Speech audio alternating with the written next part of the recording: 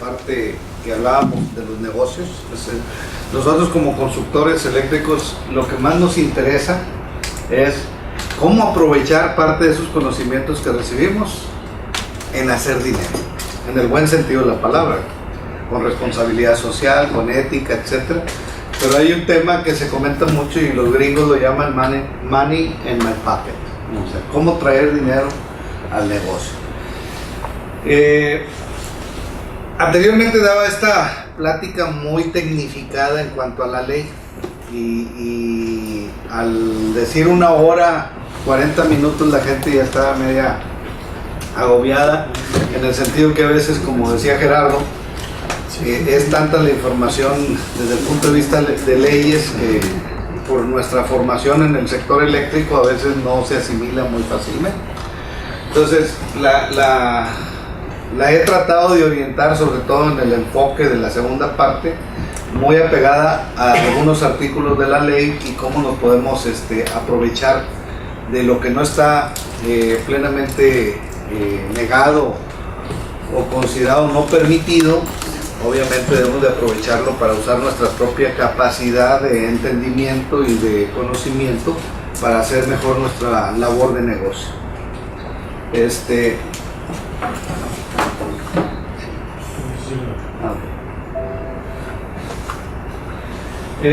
La primera fase se va a dividir en 2 fases. La primera fase vamos a hacer algunas consideraciones de la reforma energética en México, el enfoque de adaptabilidad empresarial, cómo queda estructurada, y en la parte de innovación y creatividad. La descripción general de la reforma eléctrica nos permite conocer y dar un enfoque de la perspectiva legal del sector eléctrico nacional a partir de la reforma, de los artículos en el 2013, 25, 27 y 28 constitucional aprobado por el Congreso de la Unión y por las legislaturas del Estado. Como decía, en el triángulo piramidal de jerarquías de la ley, empezamos por cambiar a nuestra Constitución. Sin la Constitución todo lo demás se complica, ¿no? La Carta Magna establecía muy claramente el dominio del Estado como monopolio natural de todo lo que era la energía eléctrica, porque la consideraba de interés público. Entonces prácticamente el que generaba, distribuía, comercializaba la energía eléctrica en México era básicamente el Estado. También mencionamos que a través de algunos decretos por interés común se establecieron algunas reglas diferentes en dicho reglamento para considerar como el autoabasto no una actividad fuera de la Constitución, y que trajo sus críticas y sin embargo operó, y de alguna manera dentro de la estructura de suministro eléctrico esa cadena de valor se hacía básicamente con nichos muy reservados, muy legalmente constituidos para llevar energía a industrias sobre todo, o a empresas relacionadas entre sí para obtener el beneficio de una generación independiente de la Comisión Federal de Electricidad. El artículo 25, 27, 28, básicamente lo que les digo es, estos 3 artículos cambian la configuración del Estado, en el sentido de que permite la constitución de la empresa paraestatal descentralizada, que era la Comisión Federal, en que se pueda subdividir, tenga separación legal y sea solo uno más participante del mercado eléctrico. También estos artículos permiten la participación de la iniciativa privada, ¿verdad?, en la parte de generación y comercialización, dado que la parte de transmisión y distribución y el despacho y control de la energía eléctrica se reservan al Estado. Y la tercera, pues es básicamente toda la conformación del mercado eléctrico, donde se permite que ya esa participación llegue a los usuarios finales con la intención de abaratar la energía eléctrica. La intención no es que el gremio de la construcción de obra eléctrica ni los contratistas especializados sean expertos sobre el tema. Sí es generar un contexto de clarificación para aprovechar las oportunidades y retos que las leyes y reglamentos, criterios y lineamientos nos ofrecen para generar valor a nuestros servicios y productos en beneficio de los clientes. Eso es, yo creo que el tema central debemos de aprovechar que toda esta parte legal es una herramienta más para poder generarle valor a nuestro negocio. En algunos otros temas se ha tocado, por ejemplo, la parte de finanzas, cómo elementos financieros pueden constituir una herramienta y una estrategia para ganar negocios. Voy a poner un ejemplo: factor de potencia. El factor de potencia es un elemento que por sí solo se amortiza en muy corto tiempo. Hay empresas que desarrollaron un esquema financiero donde llegan con aquellos que andan con bajo factor de potencia y le dicen: ¿sabes qué? Te traigo un proyecto de mejoramiento para tu empresa en el uso racional de la energía, vas a tener regulación de voltaje, vas a tener mayor eficiencia en la red, vas a tener menos pérdidas y vas a disponer de mayor capacidad con la instalación actual que tienes.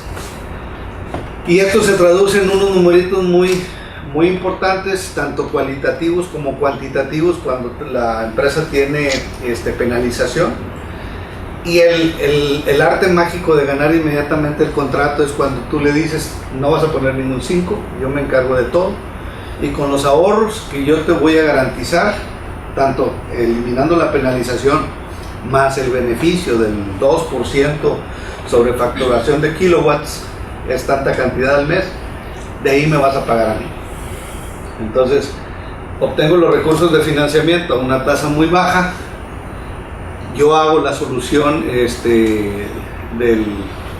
vamos a decir, del bajo factor de la planta, y al final obtengo mensualmente un beneficio durante los próximos 2 años que prácticamente puedo jugar inclusive con una utilidad mayor, y obviamente los costos financieros asociados por el financiamiento al cliente.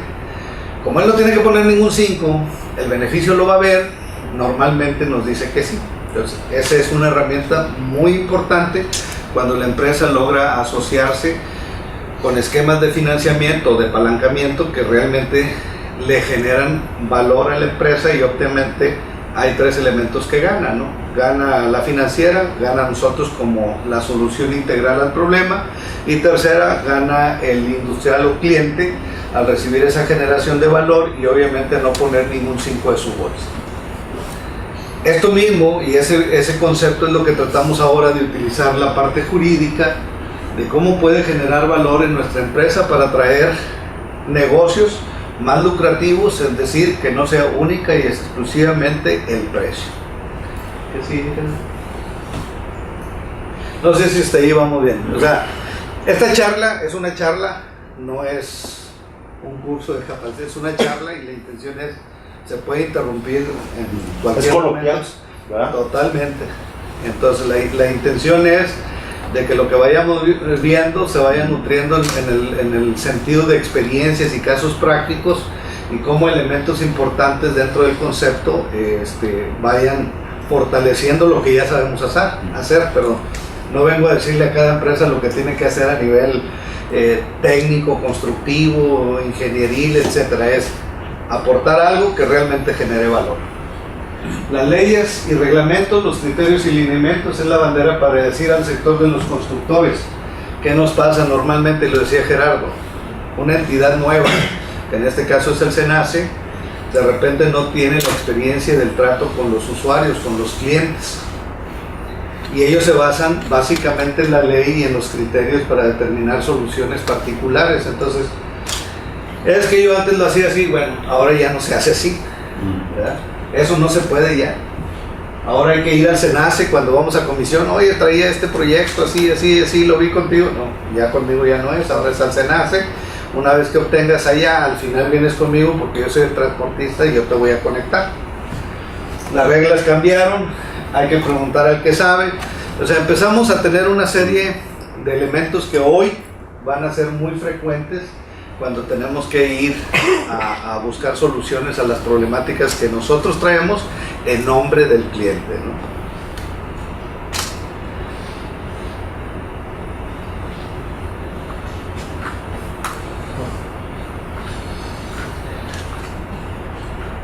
Comenté al inicio, es lo que comentaba ahorita, se espera apertura, cooperación, reflexión y participación de todos. O sea, que la intención no es que la charla sea unidireccional, o sea, tiene que ser de ambos sentidos, porque eso es lo que nos va a nutrir y a fortalecer. Más que enseñar, compartimos algunos conceptos, casos prácticos y experiencias aprendidas. No necesariamente ustedes personalmente tendrán que aplicar las técnicas mostradas, pero sí es muy importante que las conozcan y las recuerden. El cambio que hoy se vive podremos traducir en los 5 grandes áreas del sector eléctrico donde desarrollamos nuestra actividad. Más que verlo como reforma, es dónde estamos nosotros involucrados, y por nuestro nicho de negocio a veces estamos en la parte de generación, a veces relacionados con el control operativo, cuando somos asesores, consultores, etc. La transformación de energía, transmisión y distribución, la comercialización, la gestión, consultoría, ingeniería, suministro, construcción, gestión de obras y proyectos eléctricos. Ahí algunos podemos estar en uno, en dos, algunos podrá estar en uno solo, pero son nichos naturales donde tiene que ver la legislación. En la primera se promueve la participación abierta de múltiples generadores de energía eléctrica para el sistema nacional, tanto públicos como privados. Entonces las reglas del juego como generadores y suministradores se apertura a raíz de la reforma y se da una separación legal, administrativa y financiera, constituyendo un operador independiente, y es fundamental decirle que no tenga conflicto de intereses con las empresas productivas del Estado, EPS, EPF, las filiales y las subsidiarias. Entonces el SENACE se queda realmente como organismo público descentralizado, como empresa paraestatal. La Comisión Federal se deslinda totalmente del gobierno federal. ¿Qué quiere decir esto? Que no depende del presupuesto federal. Hoy en día las empresas dejan de ser reguladas por la administración pública y por las leyes federales y se convierten en empresas que se van a regir bajo la legislación mercantil y la legislación civil. ¿Qué quiere decir? Van a ser empresas como nosotros. El marco legal que va a regir, por ejemplo, a todas las 2 empresas de comisión están insertas en la ley mercantil y en la ley civil. Anteriormente, con la estructura anterior antes de la reforma, era una empresa paraestatal. De hecho, toda la legislación federal aplicaba en la CFE. Eran funcionarios públicos. Hoy dejan de ser funcionarios públicos y se convierten en empresarios privados con ciertas atribuciones o con ciertas responsabilidades que emanan del gobierno federal, del Estado, para desarrollar ciertas actividades reservadas al Estado. No sé si esa parte es muy interesante que quede muy claro. La empresa que queda en el lugar de CFE concebida, como anteriormente decía, es el SENACE. El SENACE sí, todos los empleados del SENACE siguen siendo funcionarios públicos, se rigen bajo la legislación federal, mientras que las 12 empresas de CFE son empresas privadas como nosotros, y de hecho van a competir con nosotros. Esto que hacemos nosotros de ir y promover un proyecto, hoy en día Comisión ya tiene esa atribución, y de hecho en la experiencia práctica ya traen proyectos. ¿Sí? Van a desarrollar ingeniería, van a desarrollar departamentos de consultoría. Palabras dichas por la propia comisión, dejan de hacer actividades que no generen rentabilidad y las van a subcontratar. Un ejemplo, la instrumentación para llevar lectura de los medidores que no son digitales, que no son inteligentes, los va a dejar de hacer personal de comisión y se va a subcontratar a través de terceros que los van a traer en camionetitas, etc. Actividades que no son lucrativas se van a ir desincorporando a través de convenios o acuerdos o contratos para que terceros como nosotros podamos realizar esas actividades. Ahí también hay oportunidades para, sobre todo, micros y pequeñas empresas que antes estaban con contratitos de servicios o mantenimientos con la CFE, hoy se queden con esa parte del pastel que CFE va a tener como asociados a muchos de nosotros. Entonces las reglas del juego, las reglas del juego como generador y suministrador se apertura a raíz de la reforma, si lo vimos. El SENACE se queda como el operador responsable del despacho de energía eléctrica. cumpliendo con el mandato legal de ser un organismo público independizado de cualquier empresa y particularmente entre sí, y que por razones constitucionales tendrá que ser el organismo público rector del despacho. Se establece que para el mercado eléctrico de generación de energía eléctrica convencional y renovable se produzcan a bajos costos. El SENACE será el cerebro de gestión y despacho de los usuarios independientes, ya sea de firma pública o privada, que tendrá prioridad el precio más competitivo y de menor costo sin preferencias o compromisos gubernamentales, y con los competidores del mercado eléctrico tendrá que ser transparente.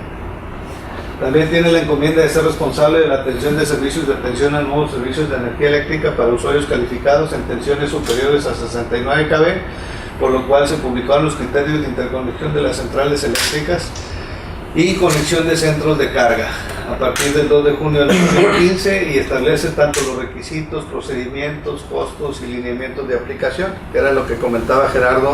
En estos criterios ya se establece el estudio indicativo, el estudio de impacto de la carga en la red y la parte de obras, de las instalaciones eléctricas, ¿no? Ya está lo de centros de carga, ¿no? Que son de 1 mega, ¿no? Así es, ya los centros de carga, dependiendo de los requisitos que establece el criterio, y en demandas superiores a 1 mega tendrán que pasar por el SENACE. Se le deja reservado en contratos de media tensión a la Comisión Federal de Electricidad, de EPS, hoy distribución, todos los contratos menores sin tener que pasar por el SENACE, menores a 1 mega, y que atiendan servicios de usuarios básicos, ¿no? O en usuarios calificados cuando tienen ciertos requisitos de demanda menores, no recuerdo si eran 10 o 20 megas, y con cargas conectadas en media tensión. ¿Cuál es el arriba de 1 mega y menor de 69? ¿Esto dónde van a dar? A distribución. ¿Distribución?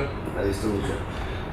Dentro de las particularidades que determina en este caso el SENACE, es que son redes que normalmente tienen más flexibilidad, dada en que en México parte de la distribución se desarrolló en media tensión. Entonces tenemos diseminados una cantidad de kilómetros enormes en media tensión que tienen la capacidad de poder llevar el suministro de energía eléctrica a los usuarios básicos, y que el impacto en la red no es tan apreciable.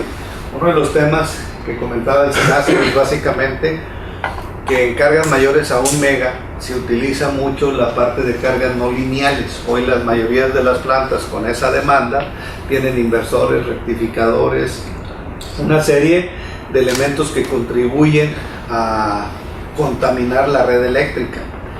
Entonces, lo que se está buscando es que estas empresas con mayor a esa demanda pasen por un filtro, y lo decía Gerardo muy bien hace rato, pues dime qué vas a instalar, ¿no? Dime qué tipo de carga, cómo está tu carga, porque en medida que ha ido creciendo la demanda industrial, la utilización de la electrónica de potencia ha sido mucho mayor, y por consecuencia hoy las redes en alta tensión son muy susceptibles de pasar parte de esa contaminación a cargas adyacentes que no tienen nada que ver con cargas no lineales. Hablamos, es relevante conocer los criterios mediante los cuales se establecen las características específicas de la infraestructura requerida para la interconexión y conexión el 2 de junio del 2015, que también es bien importante. Y se decía, ahorita por ejemplo, comentaba el ingeniero Maltos, hoy en día pudiera considerarse que se está yendo al otro extremo, ¿no? Ya no, el SENACE, por una parte de confiabilidad, continuidad y seguridad del servicio, está tratando de meter en cada usuario de alta tensión cuadros de maniobra. Los cuadros de maniobra, pues básicamente es abrir una línea troncal que alimenta 2 subestaciones de potencia y que normalmente viene de fuentes diferentes, y permite darle una certidumbre de continuidad del servicio al cliente con un sistema redundante. Sin embargo, Hoy este tipo de precios para clientes pequeños pues se vuelve un muy difícil elemento de sortear, ¿no? Voy a poner un ejemplo, un usuario de 5 megas, donde resulta que su inversión puede representar un costo menor a $1 millón, la infraestructura de Comisión Federal puede representar hasta $5 millones. Entonces, un 5-1 como que no le hace sentido a los inversionistas y se encarece bastante el monto de inversión, que probablemente en lugar de tener una amortización o retorno de inversión de 4 años se puede ir a 10, y eso hace que los proyectos no sean sostenibles y por consecuencia pueden emigrar a otro país buscando mejores facilidades, ¿no? Nosotros entendemos la posición del SENACE, mas sin embargo en algunos foros le hemos manifestado que no estamos de acuerdo, ¿no? ¿Por qué? Porque se están yendo al extremo de pedir lo más sofisticado de la red. Hay cuadros de maniobra de interruptor y medio, de anillo, que son mucho más baratos que el concepto que tiene transmisión. Hay que recordar que transmisión normalmente estaba muy orientado a inversiones de transportación de energía eléctrica. Entonces, el sistema de redundancia y el sistema de control, protección, etcétera, es de los más sofisticados. Voy a poner un ejemplo, un sistema de protección, medición y control para un sistema de arreglo en anillo probablemente ande en los $150,000. Un arreglo como lo pide ahorita el SENACE para al mismo enfoque técnico, el puro sistema de medición, protección y control anda en el orden de $600,000 y $700,000. Entonces, esa es la diferencia que estamos ahorita presentando para cambiar un poquito los lineamientos, de enfocarnos en cosas que técnicamente pueden hacer lo mismo, aplicar la máxima que viene en la ley, de que ante dos opciones que cumplan técnicamente, irnos a la que económicamente sea más práctica para el que aporta los recursos para la inversión, cosa que el SENACE está batallando mucho para entender. En transmisión nos ha tocado que nos dicen, bueno, si no quieres pagarlo, eso es lo que yo necesito, si no lo quieres pagar, no lo hagas, ¿verdad? Entonces esto contraviene el espíritu de la reforma. El espíritu de la reforma antes era la solución técnica más económica, pero ahora parece que la cambiaron y en lugar de económica la pusieron más adecuada. No hay una laguna. No. Y vuelvo a decir, con todo respeto, hay ingenieros muy buenos, muy capaces en el SENACE, sin embargo, no tienen la experiencia que durante muchos años corrieron los departamentos de planeación del área de distribución que atendía a los clientes y que estaba ya muy familiarizado con la ley. Hoy en día, en pláticas también que hemos sostenido con el SENACE, nos decían, como hay ciertas actividades que le van a quitar al SENACE y muchas de esas actividades las va a realizar Comisión Federal, pues tuvieron mucha gente que dejó de ser preponderantemente necesaria para el SENACE. Y el SENACE, como es su gente, tomó la decisión de dejar esa gente e irla capacitando para la atención de servicios a los usuarios de energía eléctrica.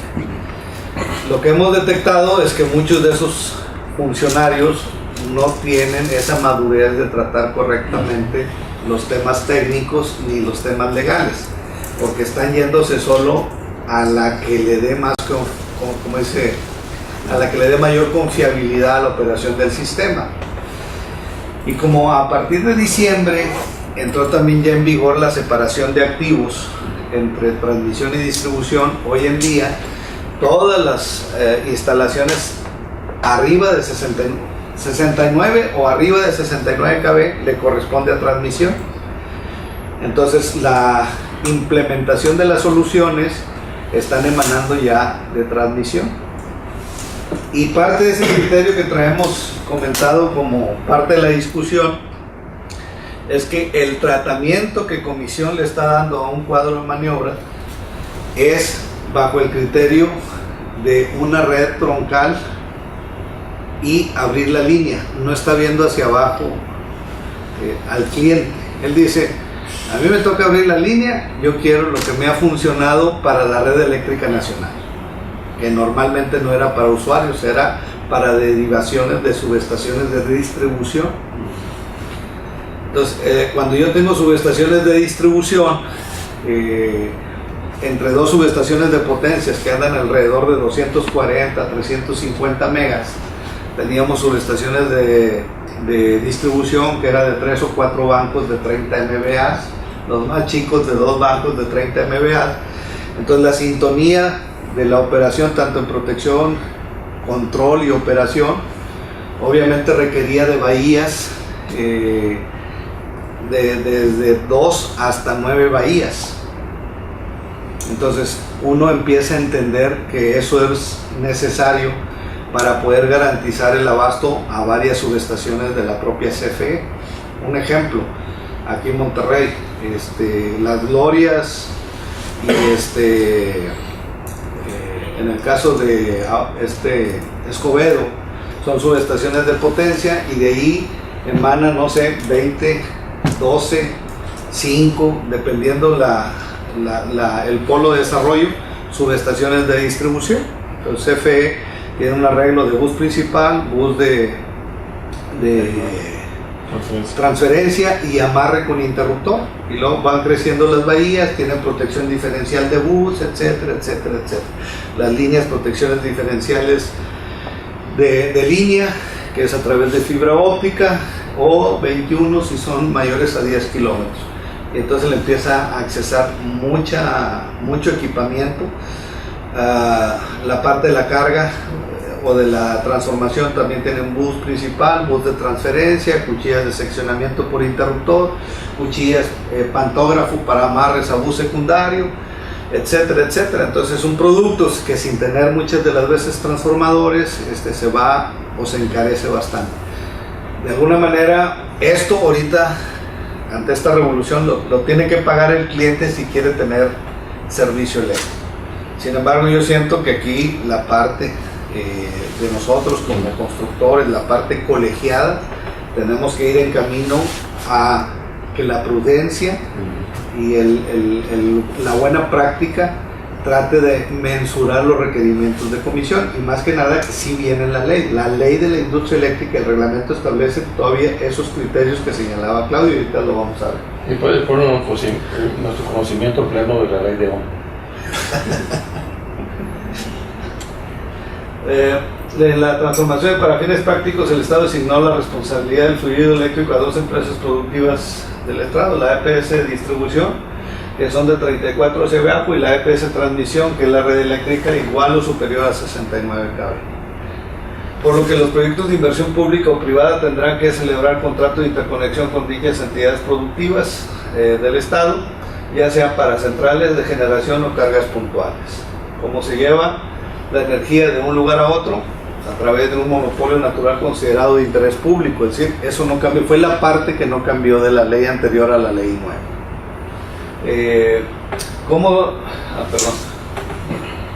A través de un monopolio natural considerado de interés público y de orden estratégico, que debe tener tarifas reguladas por parte del órgano descentralizado como regulador, que es la CRE, Comisión Reguladora de Energía, y que cumpla con el principio de todos los suministradores de energía eléctrica tengan acceso no discriminado al sistema de la red eléctrica nacional y todos dispongan por igual de su uso. Que era lo que decíamos, el término de la ley hoy permite que cualquier generador, cualquier usuario que tenga una carga se puede conectar ya sin discriminación o sin restricción alguna. La comercialización es básicamente dentro de la ley de la industria eléctrica, que se publicó a partir publicada el 14 de agosto de 2014, que modifica el régimen del sector eléctrico para transitar a un nuevo modelo basado en la libre competencia. Sí. Ya no importa si son de CFE, por eso hablábamos que es una empresa privada, es una empresa de procedencia nacional o es una empresa internacional, todas quedan inscritas en el mismo nivel jurídico y por consecuencia con la misma capacidad de competir unos entre otros. ¿Quién va a determinar el el que tenga mayor éxito, los costos, que era lo que decíamos, la entidad del despacho estará obligada a entregar la energía más barata en primera instancia a los usuarios calificados que estén registrados en la Comisión Reguladora de Energía. Entonces, aquí ya no se vale que CFE le diga al SENACE, échame la mano, tengo generadores parados porque estoy utilizando mecanismos que encarecen la producción de energía eléctrica. Y un ejemplo que se ha discutido mucho, los que de alguna manera estamos inmersos en este tema: una empresa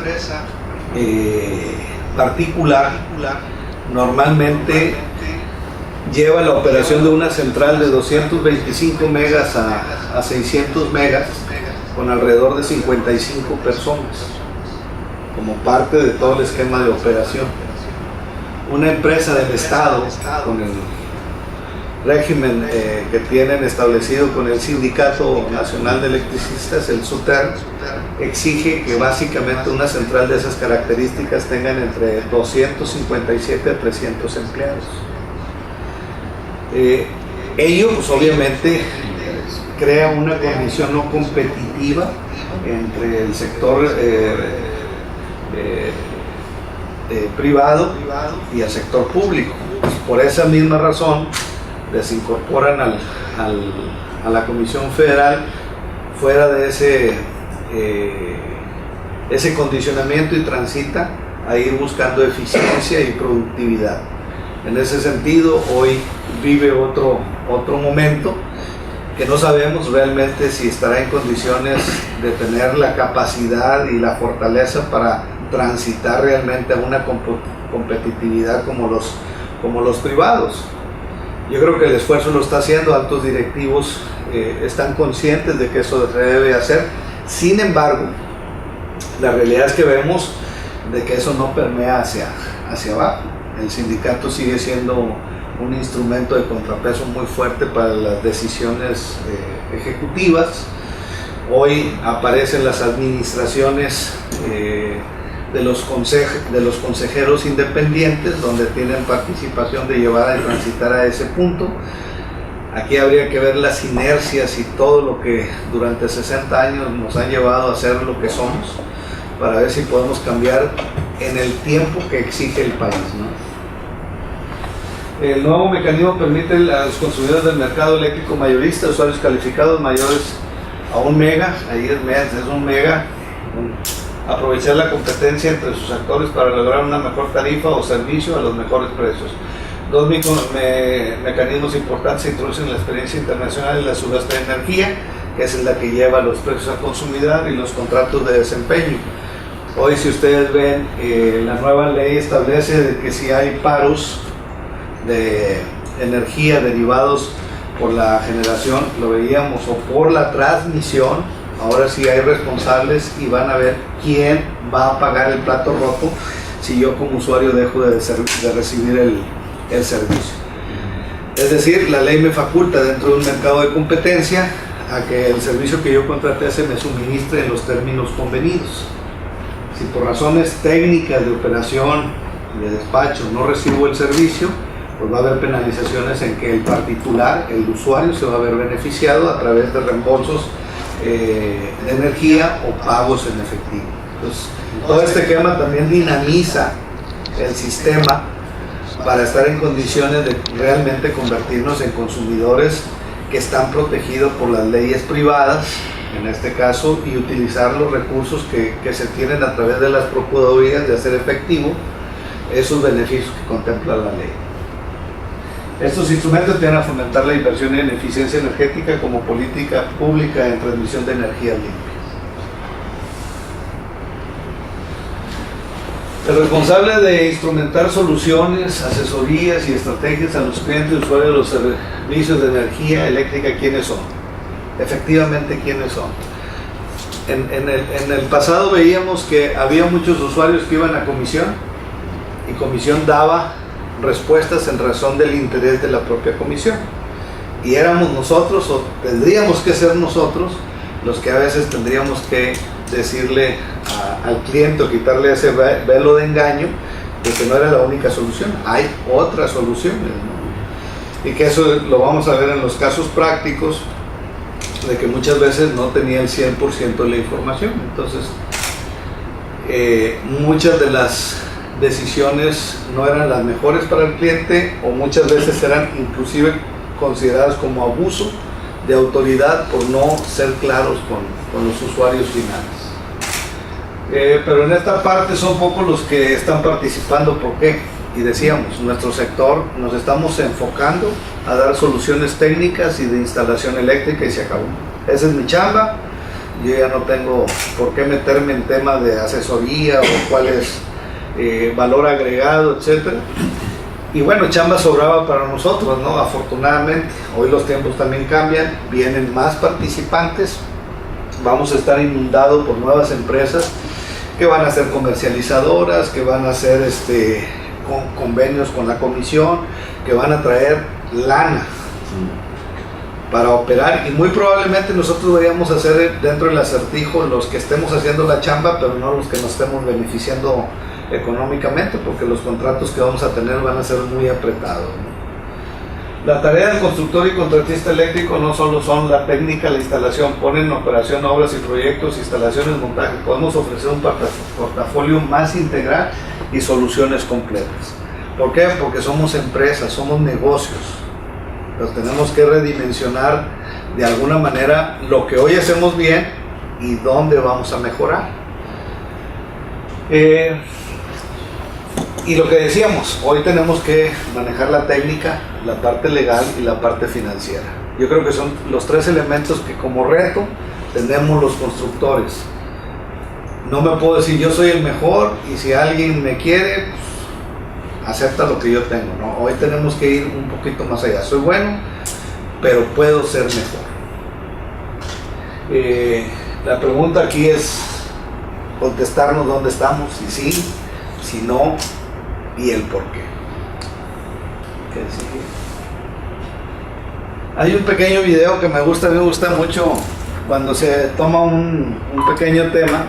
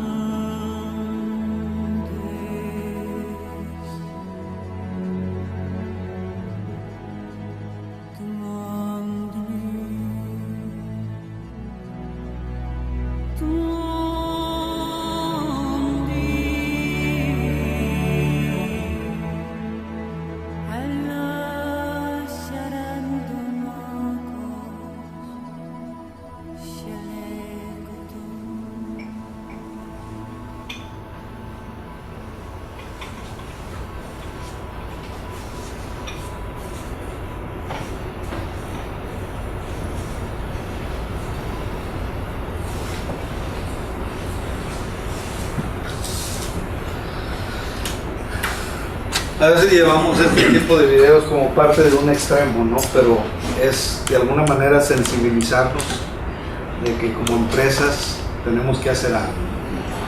Y el video muestra de alguna manera el gigante, el japonés, con toda una tradición en las artes marciales, y un americano que llega sin conocer o dominar ese arte, empieza a través de convencerse a sí mismo de que puede ser mejor y desafía su naturaleza menor hasta lograr en convertirse a alguien que inclusive los propios orientales le reconocen y lo dignifican como un gran guerrero, ¿no? Esa parte a mí me gusta mucho, porque así somos las empresas.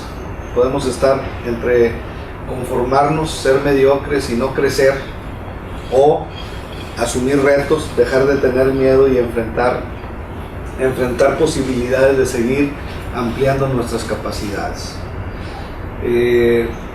Los empresarios hoy en día no podemos limitarnos a hacer lo mismo, ¿no? Tenemos que ir cambiando, dinamizarnos y irnos adaptando al entorno.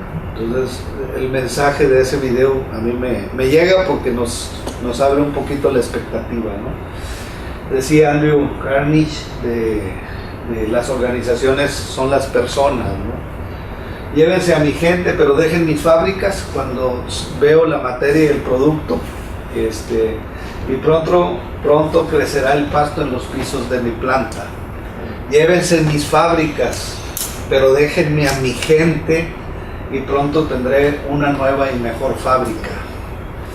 Este concepto lo vemos mucho con los japoneses, o lo podemos apreciar muy claro con los japoneses y con los alemanes, ¿no? Son idiosincrasias que fueron llevadas hace algunos años, allá por los 1940s, que fueron prácticamente devastadas en su estructura, en su economía, etcétera, y que volvieron a levantarse, y hoy evidentemente dos de las potencias industriales son Japón y es Alemania, ¿no? ¿Qué pasó cuando tenemos empresas o organizaciones o países que han estado luchando toda la vida y sin embargo no sobresalen, ¿no? Esto es parte de ese carácter y de esa fuerza de lo que mencionaba Andrew. Tengo a mi gente, me quitaron, en este caso las fábricas me quitaron todo, pero a mi gente me la dejaron. Hoy potencias como Rusia, como Estados Unidos, que trajeron talento de esos países, han logrado desarrollar una competitividad enorme, ¿no? Y bueno, parte de lo que comentábamos, cómo está la pre-reforma y cómo está la reforma, qué le tocaba a cada quien. Si ven, prácticamente queda la Secretaría de Energía, el SENACE, la CENER y la Comisión Reguladora, cuando antes el preponderante, pues básicamente en generación, en control y despacho, transmisión y distribución eran CFE. Ya en la reforma básicamente CFE va a aparecer en la parte de competencias como empresa privada, y le queda en la transmisión y distribución. El SENACE le ha entregado la operación, mantenimiento, ampliación y crecimiento de la red eléctrica nacional a la Comisión Federal de Electricidad, siendo una empresa privada. ¿Qué se hizo dentro del concepto de negocio? Viéndolo del enfoque de negocio, ¿cómo le hago para tener un monstruo como era la Comisión Federal de Electricidad, considerada entre las 15 empresas a nivel mundial, que era lo que comentaba también Gerardo en la mañana? Pues es como instrumentar un cambio, pero sabemos que requiere de recursos, y el Estado es obligado solidario a que sus empresas hoy, filiales o subsidiarias, cuenten con lo mínimo necesario para mantenerse sobre esta transición que va a durar aproximadamente 5 años. Generación, pues obviamente con la nueva regulación queda con el suministro básico prácticamente del país, y que dentro de la totalidad de consumidores pues tiene una gama muy amplia que representa alrededor del 60% de la demanda. Entonces esas centrales que tienen operación la Comisión Federal, que están emigrando a generación eficiente a través de gas y utilizando el vapor como un tercer elemento para generar.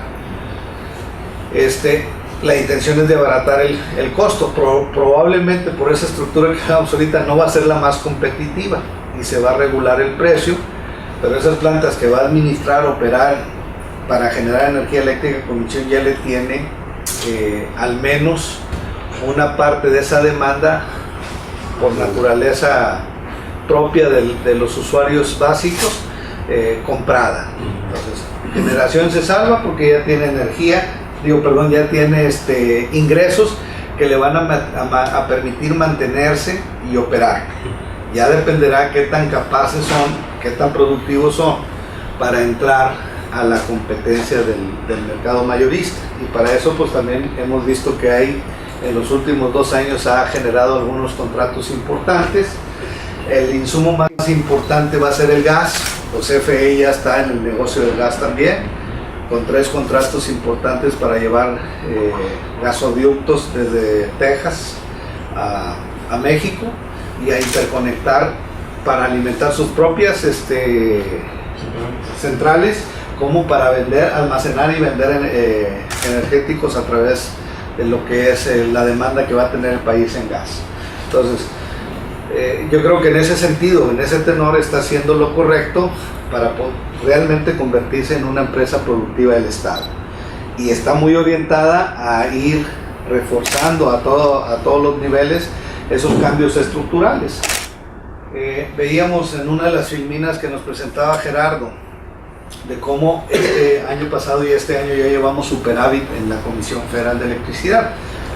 Probablemente sean números duros que así dieran la impresión. Sin embargo, todos sabemos que nada más en la parte de abastecimiento de materiales, prácticamente en los 2 últimos años Comisión está comprando una mínima cantidad de productos. Entonces hay una reducción enorme de inversión pública en la parte de tener inventarios como estaba acostumbrada la Comisión. Hoy va uno, por ejemplo, a los almacenes de CFE y yo creo que encontramos el 20% de lo que había antes, ¿no? Entonces, todas esas compras que se han dejado de hacer, esas negociaciones que se hicieron, ese plan de jubilación adelantado donde prácticamente ya hay 12,000 trabajadores en proceso, unos jubilados, otros en proceso por el cambio de la ley, y que ha estado prácticamente ya no congelando las plazas. Entonces hay una disminución enorme también de el costo de nómina, y todo eso pues obviamente hacen o dan la impresión de que Comisión está mejorando sustancialmente, pero en realidad la prueba de ácido va a estar en los próximos 5 años, ¿no? Ese inventario que hoy se comparte a nivel nacional, hay interruptores que viajan de Mérida a Baja California, porque la intención ahorita es no comprar productos. A lo mejor se incrementó mucho el gasto de fletes, pero y va a haber un momento en que se va a agotar ese inventario. ¿Y qué va a suceder? O sea, ahí es donde vienen los contratos, en los últimos contratos de coinversión que está haciendo con empresas privadas, por ejemplo los medidores en calidad de energía que está haciendo para reducir todo lo que sea ahorita reducción de pérdidas por compromiso federal. Son proyectos que prácticamente se están dando.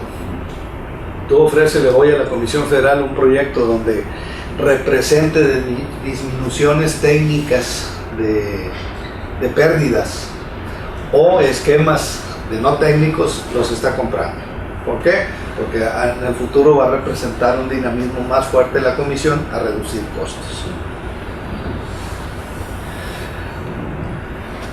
Y la parte que comentábamos, o sea, que me interesa mucho entender y cómo funciona es cómo tenemos generación de conocimiento y comprensión de los factores relevantes de la estrategia del negocio. Al final aquí tenemos el más importante del elemento, que es el cliente, que es nuestra compañía y que es la competencia. O sea, así de simple. Nuestro entorno está aquí. Me interesa el cliente, pero no estoy solo, tengo un competidor o varios competidores. ¿Qué hago? ¿Qué tengo que hacer? Si tengo factores tecnológicos, factores jurídicos, factores constructivos, factores socioculturales y factores económicos. Pues es ir conociendo los entornos y esos factores que de alguna manera me van a hacer diferenciador con respecto a mi competencia.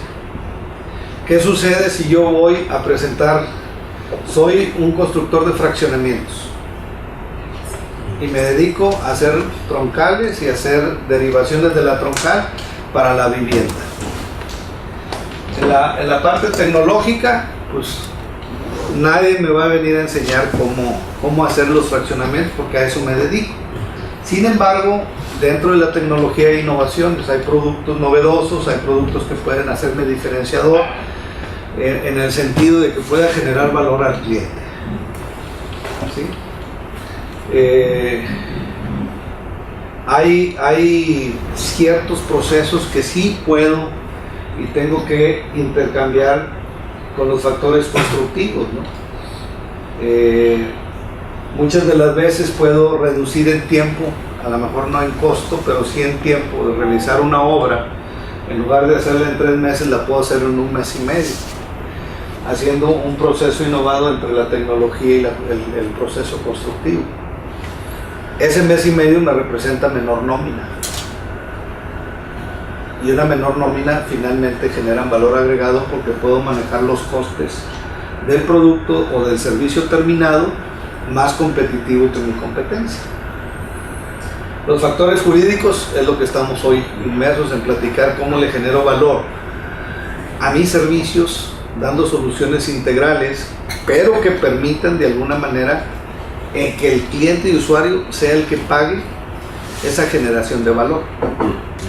Y yo hacía analogías en este sentido. ¿Qué sucede cuando voy a un doctor? ¿Por qué voy a un doctor? Mi organismo, mi cuerpo, es el mejor termostato natural con el que contamos. Si tengo temperatura, no necesito ser doctor para que automáticamente sé que algo no está bien en mi organismo. La temperatura es producto de que tengo un virus o tengo una bacteria que está descompensando mi temperatura normal o promedio que tiene el organismo, y que todos sabemos que andan alrededor de 37 grados, ¿no? Traer 39, 40, algo me dice que está mal, entonces tengo que actuar. Y dentro de este concepto me voy a encontrar también que en el mercado tengo diferentes actitudes de competencia. La competencia está en que volteo y tengo una farmacia que se llama farmacia Simi o farmacia popular, y veo uno a un lado de la farmacia que dice asesor médico o consulta gratuita. ¿Qué significa? Que tengo un doctor ahí que, dependiendo de mi capacidad, de mis recursos y de mi conocimiento, puedo tomar la decisión de utilizarlo.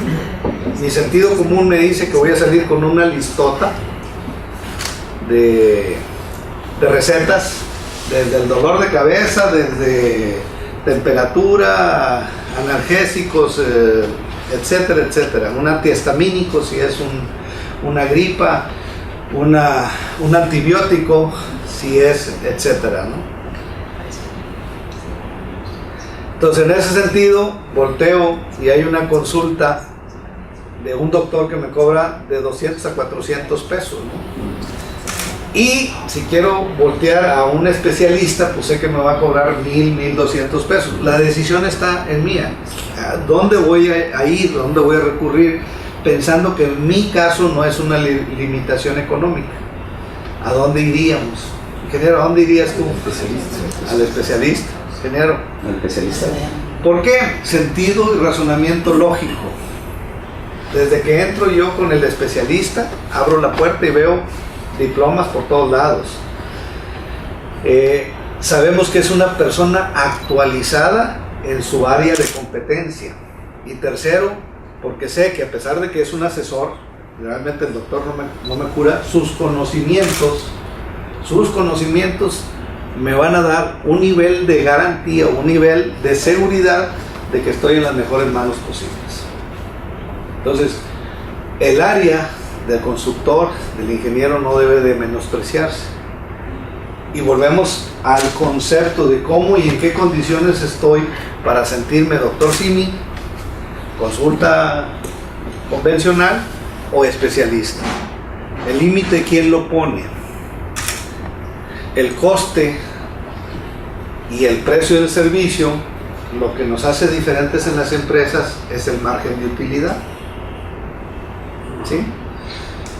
Lo mismo cuesta mantener una gran oficina que mantener un espacio pequeño, porque finalmente hay un coste.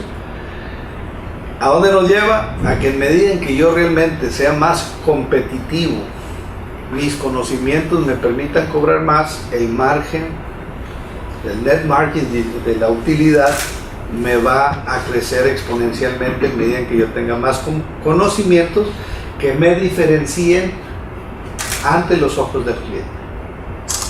¿Por qué? Competencia.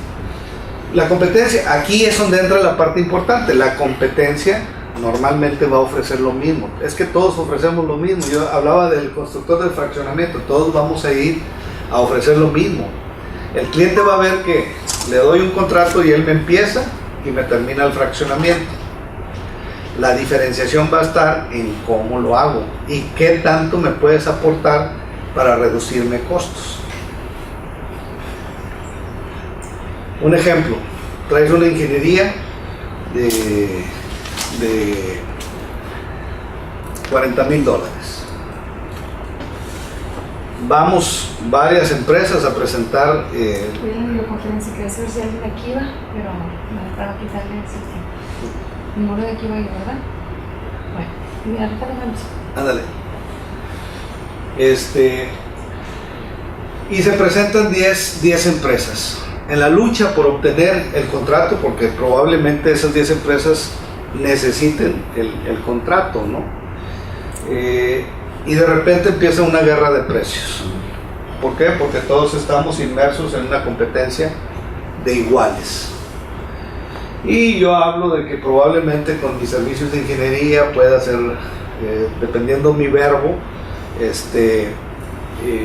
con valor agregado, porque vamos a meter menos elementos, vamos a cumplir con la norma oficial mexicana, etcétera. Cuando todos sabemos que todos tenemos que cumplir con la norma oficial mexicana, no puedo ofrecer algo que esté fuera, porque a la hora de aprobarlo no va a pasar. Entonces, no puedo inventar ni vender algo menor a lo que nos marca la norma oficial mexicana, que ese es, vamos a decir, el termostato de que nuestra ingeniería pase ante los ojos de un verificador, que finalmente requerimos el dictamen para poder contratar con el cliente.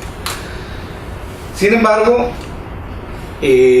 va a venir otro que ofrece bondades mejores y pum, de los 40,000 ofreció en 30,000. Para no hacerse las largas, después de un mes de estar negociando, ya hay alguien que anda en 15,000 o 18,000 dólares. No sé si les ha pasado. Lo primero que presuponemos es que es un desmadre, que el güey que va a ganar lo está regalando porque espera que le den la obra. No sé si ustedes también lo han oído muy comúnmente. Aquí en México no, eso no sucede. No. Entonces se vuelve realmente una encarnizada pelea entre la competencia por obtener ese pedacito de mercado a un precio que está por debajo de los costos reales de una buena ingeniería. Sin embargo, hay cosas en las que podemos generar valor. Ese cliente, por otro lado, está haciendo un contrato con la Comisión Federal de Electricidad para obtener 4 megas de energía eléctrica para arrancar la construcción de una obra. ¿Sí?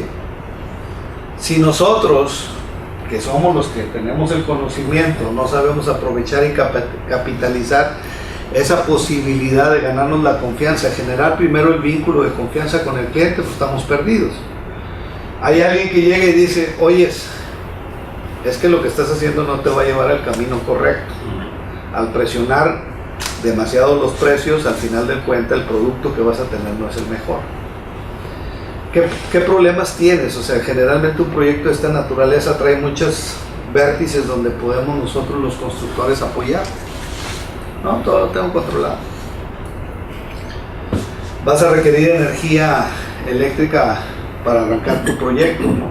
Tu proyecto es de 20 megas, pero ahorita vas a requerir para cómo construir. Ah, no, ya lo tengo controlado, tengo un cuate que es muy amigo del superintendente, ya fuimos y platicamos y ya estamos haciendo un contrato que me va a costar aproximadamente 4 millones de pesos, 4.8 millones de pesos. Oye, ¿qué te parece si yo como constructor me das a mí la ingeniería y yo me encargo de todo eso, esa lana la pago yo. A chingar, o sea, no suena lógico, ¿no? Te doy un contrato de $40,000 y tú me pagas 4.8 millones a comisión para darme energía. ¿Sí? Que no sea comisión federal. Así. Dice, cabrón, no me suena lógico. Espérame, esto ya rebasa mi capacidad, déjame hablarle al director del proyecto. Y se va y le dice, oye, ahí tengo un pinche loco que dice que le dé un contrato de $40,000 y él se encarga de todo. Yo voy a tener 4 megas de energía y lo que le tengan que pagar a comisión él se lo paga. Ahí viene el director. A ver, güey, ¿cómo está ese pedo? Así. No, pues es muy sencillo. Yo te estoy ofreciendo un paquete. En el paquete está la ingeniería, está la consultoría y está la gestión de todo lo que se requiere como infraestructura para tus servicios, adicionalmente a la parte o a la etapa del arranque de tu proyecto. ¿Y cómo me lo garantizas? Hacemos un contrato, te otorgo una fianza o una carta de crédito para que te sientas más tranquilo, donde yo te garantizo que yo voy a hacerme responsable del proyecto total. Está interesante, déjame ir al comité. Viene alguien del comité y ya están interesados porque le estás diciendo que no va a pagar 4.8 millones de pesos. Tú se lo estás diciendo, ¿no? Y nadie más se lo ha dicho. Viene gente del comité y dice, sí me interesa, pero me vas a firmar y que si me quedas mal, que te voy a... La clásica, ¿no? Normalmente la ambición es en ambos sentidos. Y el haber generado en primera instancia la duda te da un paso adelante de tu competencia. Lo importante... Perdona, Héctor, pero no sueltas toda la información de TAC, ¿no?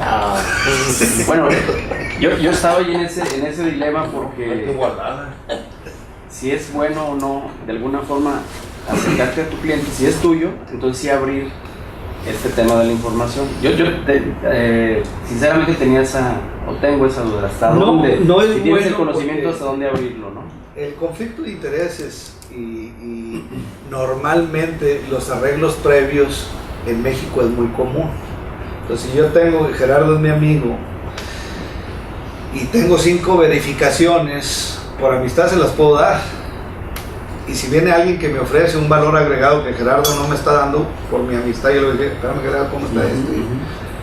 Y entonces al final, si la otra persona me da toda la información, le digo, Gerardo, investígate esto, me están ofreciendo esto, sí, Gerardo llama al subcontacto, acaban de cambiar la ley o modificado el procedimiento y fue hace 4 horas, ese cuate ya lo sabe, ha de tener un contacto de otro nivel, que desde que se estaba gestando ya está enterado, pero sí se puede. Yo voy a preferir a alguien que conozco, que es mi amigo, a alguien que, aunque sepa un poquito más, no lo supo operar correctamente. ¿Sí? El manejo de la información es... El manejo de primero la información. El segundo, la capacidad de implementar la información en el resultado que yo busco. Y tercero, el manejo de la información. ¿Sí? A veces cometemos ese pecado que vamos e informamos todo, ¿no? Entonces, dentro de la estrategia de negocio, pues estamos echando a perder ese factor diferenciador en beneficio de la información. Y también depende mucho con quién estés.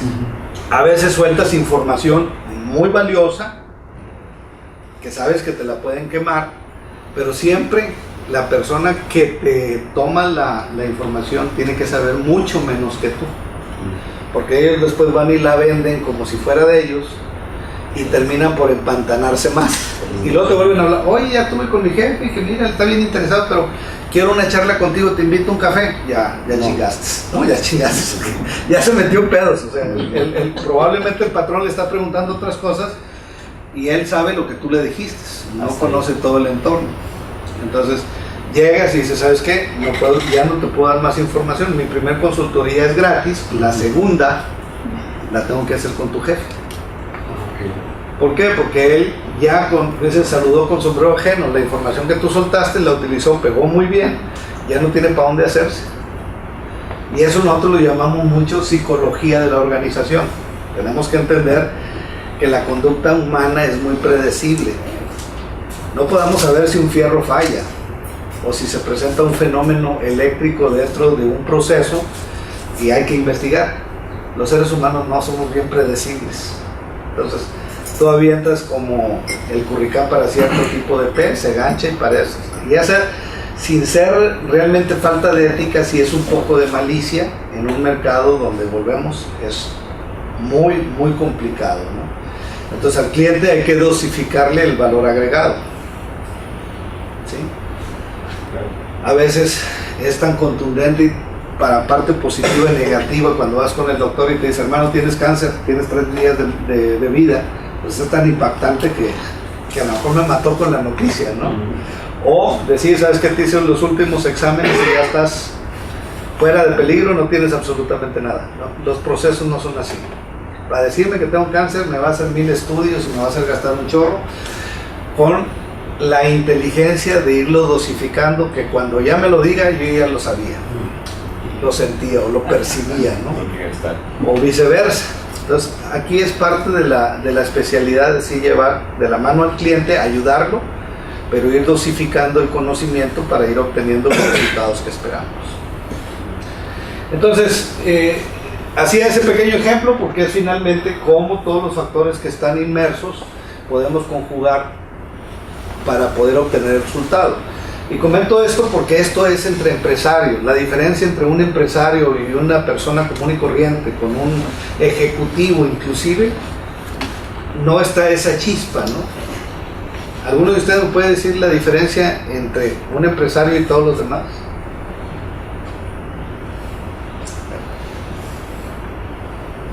Ellos no arriesgan. ¿Grande? No arriesgan. Ahí va. El empresario todos los días sabe que la moneda está en el aire, porque todo lo que está haciendo representa para él la posibilidad de ganar o perder algo. Estamos acostumbrados a traer adrenalina todos los días. De hecho, nos hace vivir. Una persona común puede traer estrés, agobiado por el trabajo, por la presión, por lo que le encargaron, pero no está él en la posibilidad de entender lo que es ganar y perder algo propio. No sé si me explico. Lo peor que le puede pasar a un empleado es perder el trabajo y buscar otro. Al empresario le puede cambiar totalmente la vida. No sé si me explico. Entonces, esa diferenciación, esa forma de pensar, esa forma de hacer, siempre hemos dicho dentro de nuestra retórica, no te lleves los problemas a la casa. Y yo digo, yo acostumbré a no llevarme los problemas a la casa, pero el cerebro sí se lleva algunos temas que por más que quieras, no puede. Un trabajador no, si él decide no llevarse los problemas a casa, no se los lleva. Corta y se acabó. El empresario no, por más que quieras, si trates de practicarlo, habrá temas en la cabeza que están pensando lo del día siguiente, lo de la hora siguiente, lo del mes siguiente, lo del año siguiente. ¿La que sigue? Parte de esa cosa importante o de entendimiento es que nos debe traer clic. Si hablamos de finanzas, si hablamos de esquemas que hoy escuchamos mucho a través de la formación, es básicamente entender, comportarnos y actuar como empresarios. Y parte de la innovación es un elemento fundamental. Estrategia de innovación, oportunidades para innovar y el individuo innovador. Locura es hacer la misma cosa una y otra vez esperando obtener diferentes resultados. Entonces, si ya le buscamos como empresario y estamos haciendo lo mismo y el resultado no nos agrada, tenemos que generar cambios. Y la creatividad y el pensamiento de un empresario a buscar cambios sustanciales en la empresa no se compran en el mercado. Podrá haber herramientas, muchas herramientas que sí son buenas y útiles para hacer mejor nuestro trabajo.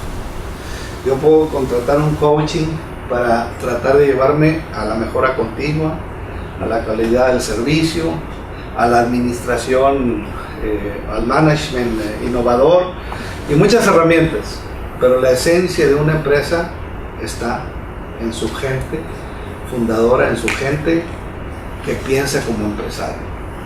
Y eso tenemos que generarlo nosotros y convencernos de que uso herramientas es para cambiar y darle un giro en mejora a la perspectiva que yo tengo de mi propio negocio. Pues, si todas las herramientas que yo contrato para ser mejor, hoy soy ISO 9000 2015, hoy soy OSHA o 18000 en seguridad y 14000 en medio ambiente y me lleno de certificaciones, pero como empresario sigo haciendo lo mismo, voy a tener el mismo nicho de mercado y voy a estarme manteniendo con un estándar o con un performance mejor, pero voy a seguir siendo el mismo. Si yo innovo, cambio de alguna manera esa mentalidad para crecer, para diversificarme, para generarle valor al cliente, voy a crecer. Como decía el video, si yo crezco, todo lo que está alrededor mío crece. Si yo tengo un buen elemento dentro de la empresa que tiene esas capacidades, tiene esas virtudes, no lo pienso dos veces, lo hago socio. Oye, pero ni tu hijo es. Lo hago socio. El negocio requiere de talentos. ¿Sí? Hoy las empresas innovadoras están buscando talento, no familiares. Que sí. Pues ya la una, le cortamos aquí y ahorita que regresemos de la comida le damos a la parte final de la presentación.